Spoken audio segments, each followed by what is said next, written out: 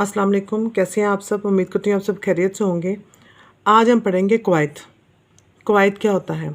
हर ज़बान की तरह उर्दू ज़बान के भी कुछ असूल हैं जिन्हें कवायद या ग्रामर कहते हैं। क्या कहते हैं? कवायद या ग्रामर। कवायद के दो हिस्से हैं। कवायद के कितने हिस्से हैं? दो। कवायद का वो हिस्सा जिसमें अल्फाज से बहस की जाती है क्या कहलाता है? सर्फ। कवायद का वो हिस्सा जिसमें अल्फाज से बहस की जाती है उसे कहते हैं सर्फ। कवायद का वो हिस्सा जिसमें मुरक्कब जुमलों और इबारत से बहस की जाती है वो क्या कहलाता है? नहफ। ठीक है।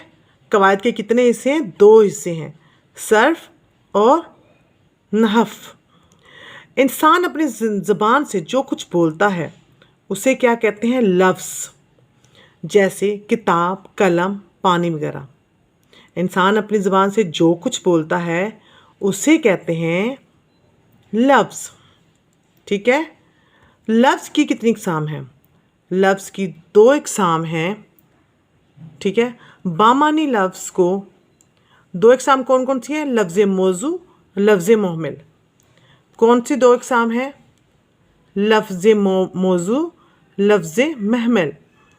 बामानी लफ्ज़ को लफ्ज़ मौजू कहते हैं जैसे किताब, खाना।